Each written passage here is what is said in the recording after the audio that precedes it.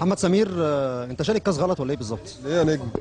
عارف الطبيعي ده يبقى عندي في البيت، ده الطبيعي ان انا اخده احطه في البيت.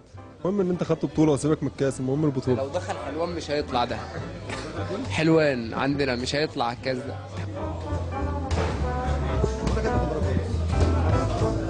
ايه؟ مين ده؟ لا لا، بقول لك الواحد لما بيتكلم مع واحد دمه خفيف، انما دوت ما ينفعش. الواحد ده دمه ثقيل جدا. هو مين؟ شريف.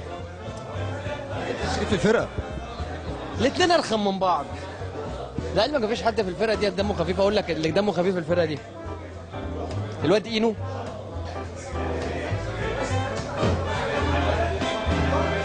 والواد عفروتو. والله ما فيش حد تاني. يعني 2 من اصل 25 بس. والباقي كلهم اسال من بعض. ده بص المناظر، بص جمعه، بص جمعه عامل ازاي. بص المنظر. هو النبي خد يا كابتن والنبي بص حط لي الكاميرا هنا على الاستاذ ده. كان هيدمر الفرقه.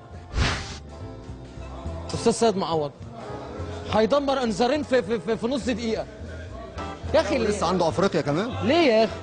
يا اخي مش عايز تلعب قول اغير وننزل واحد مكانك، انما ليه تتبع الاساليب دي؟